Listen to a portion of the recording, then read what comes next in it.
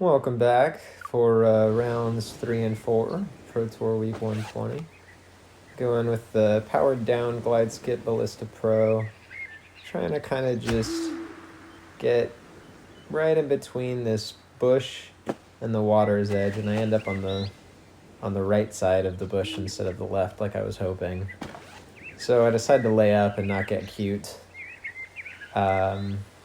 I was really thinking about running this, but the amount of times, if I'm not kind of inside of like 160 feet, then I'll probably go for a layup instead. So I think I'm using, an Accurate Glide Pure here, and then doing more of a lofty shot to come just short of the basket, and really just hoping for a tap-in there, because I always just try to minimize anything that might result in unnecessary additional strokes. But I didn't get the optimal drive here on that first one. So back to Alwood 1, this time with the 2 crosswind and a little bit of a tail. So I decided to go a little higher and a little bit more to the right this time to avoid repeating the same mistake, and it was a successful adjustment. Right into the light. So easy 24-foot birdie there. And just feeling glad I didn't make the same mistake twice in a row. Considered running this as well, but again, with the 3 wind, I don't really love the idea of having to make a tough comebacker if I miss the ace, and it's way more likely I'll miss the ace. So I decided to lay it up with the Accurate Windbreak Fuse, and I didn't actually get as close to the basket as I was hoping here, but 36 feet, pretty routine putt. So pretty straightforward outward run there. When I see Coyote Canyon, this is very routine. I'm using the bottom of the top arrow there, right at the bottom of like the left side of this arch. And that usually leaves me either with a tap in and in this case a tap in, or a very short putt. So that's my go-to line on that one. Definitely want to ace run this. So I'm using the bottom of the middle arrow as my aim point here, kind of just over the tree bend before it kind of bends over to the left. And then this is not quite a full power shot with Accurate Windbreak Fuse. Hoping for a less than, like 70, 80 foot putt for a comebacker on this. I won't necessarily run it in a 3 wind. It kind of just depends on how on I'm feeling at that point. But with a 1 wind, as long as I'm inside like 100 feet, I'm feeling like I'm definitely going to make it. So this one I'm using Light Glide Ballista Pro. Bottom arrow, not quite at the bottom of those kind of that far pillar in the background. Just trying to snake around that first pillar to the left and avoid the ramp on the right side there. So I consider this a pretty successful drive. And pretty easy putt for birdie. So pretty routine runs on Alwood and Coyote Canyon. Trying for the high over the trees line here that I think I saw from Orange Pie. Thanks, Orange Pie. And I actually put a little bit too much anhyzer on it, and I thought I was going to go swimming for a second. I was like, oh, no. But that was not the case, so I was definitely glad about that. And kind of treating this like it's what I consider like about an 80-foot marker there, because otherwise I feel like I'm going to hit the cage. And anytime you see sunshine, definitely trying to run it. In this case, I'm trying to run it with an Accurate Windbreak River. I think my aim point here is like to the right of the basket. And with this 2 wind, I don't think I remembered. I should have done slider to the right. That's what I usually do if the 2 wind is coming from right to left. I forgot to do that, and then consequently missed wide left. So I think if I had done slider to the right like I normally remember to do, that might have been a better run. Not bad. Have the 59-foot comebacker, but now that I'm seeing that in hindsight, I'm like, oh man, that was a missed opportunity there. And pretty much if you leave any strokes on the table, it just feels like Lonely Belgian is going to come and sneak in right at the last minute and steal the win from you. So we'll see if he does that. Here I'm about, if you imagine like another basket side by side, like Siamese twins on the left side of the basket, that's kind of where I'm aiming, like on the left side of that other imaginary basket. And then I'm like right in the middle of this second Wi-Fi curve. That's the top of my accurate windbreak fuse. I didn't quite get the line right, but that's the basic idea. You can check out my ace run video, like Keep It 100 video on Sunshine Glade 1. I hit 35 out of 100 ace runs on this hole, and someone might beat that on like a 50 attempt run, but cool. So I think, yeah, 10 on round 3, so I think that brings me to 34. Yeah. And then I'm just going to roll straight through into round 4. So I get Alwood 1 again, this time with a 1 to the left. So I go back to, I think this is my like original aim point that I thought this same disc. I've used the same disc on all 3. Glide, Wind, Ballista, not Pro. And then that's a full send, straight pullback with the, maybe even like a touch of Anheuser on that to kind of slightly counter the 1 wind, and that worked out just great. And then we get Alwood 9 again. So I was kind of debating on using the Glide Skip Ballista Pro to go for like a skip run here.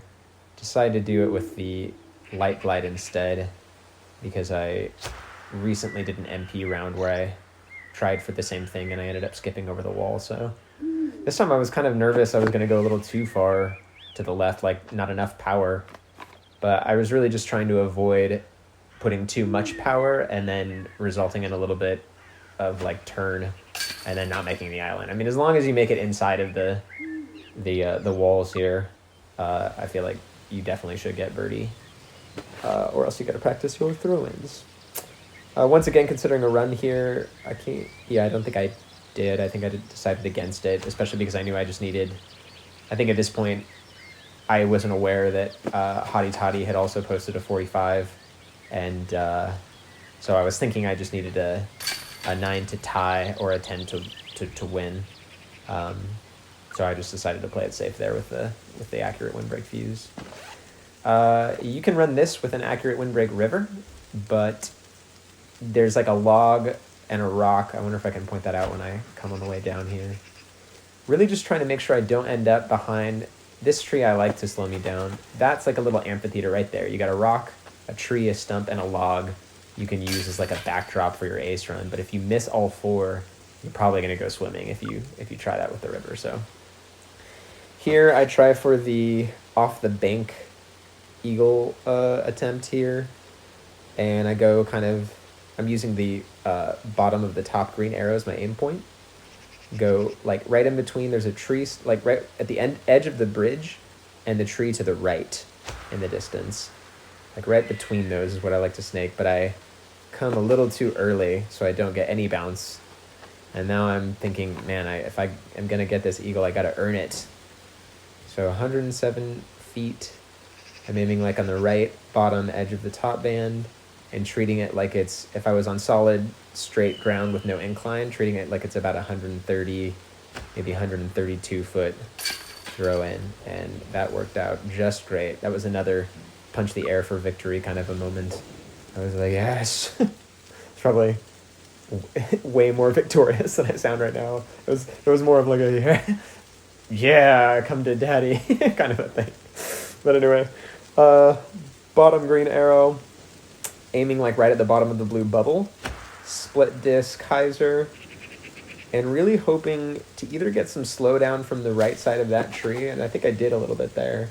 I didn't really get slide back from the mountain though, so I was a little annoyed by that, but whatever. As long as I don't go swimming or behind a tree, I have a nice open look for a comebacker here, 57 feet. Treating it like it's about a 30 foot kind of a throw if I was on level ground, since it's a bit of a downhill decline, opposite of an incline. Here I like to use the accurate windbreak river off the tee, and it's bottom of the middle arrow at the edge of the far island, so not this first one, but the one behind it. And then I am like same distance as Sunshine Glade 4, so the top of the disc in the middle of the second Wi-Fi curve. And this puts me in 473 feet. I really could have run this if I needed to, and I'm going to kick myself if this was if I lose to Lonely Belgium by 1 stroke, I will kick myself for not going for this. But I decided to play it safe, especially because I think in my head I'm thinking if I birdie out, then I should still be good. But yeah, play it safe, and then I actually didn't get far enough left here. I think I played it a little too safe. So then I was thinking, should I run it with the river? Should I run it with the musket? Since it's a headwind, I decide for the musket instead of the river, and some of that has to do with I trust my understanding of the musket's flight pattern better than I trust my understanding of the river. So this is not quite full power. A little bit powered down there. A little bit of anhyzer on it. And this actually goes too far to the right. I thought I was going to end up behind these bushes or trees and have a ridiculous comebacker, but I got a little bit lucky there actually. So I think I maybe didn't need the anhyzer on that shot. But I'd rather end up behind the bushes than in the water. So sometimes you just got to pick a direction to air in. Here, even in the 3 wind, I'm thinking ace run. But this time I am picking a direction to air in, and that direction is I'd rather err on the side of not going far enough. So this is not quite full power with the accurate windbreak river. And you can see I'm short of the basket. So even if I had the right line, I wouldn't have made that. I would have probably hit the cage. But ends up with an easy comebacker. And now I'm thinking like, this is mine. Hopefully it's a really easy hole and easy wind. And then I'm like, oh, and then I see square island with the 3 crosswind. And I'm like, oh no, it could all go to hell in a handbasket right here. So what I do here is this is why I use feet instead of meters. I go slider all the way to the left, use the top left corner of the bottom green arrow, then go slider all the way to the right. I nestle that top left corner in like the armpit of the tee, the right armpit of the tee, and then I go slider all the way to the right and use that degree of boom. I felt so good about ending the Pro Tour with an ace, especially with that wind. I was really just hoping to make the island, but I was actually kind of a little bit more dangerous play. I got too much height really on that, so kind of a lucky ace there. Because if I had hit the metal and not gotten chains there, I almost certainly would have gone in the water. But it's a great way to end the Pro Tour, and yeah, I felt great about that. Thanks so much for watching. Like, share, and subscribe. I'll catch you next time.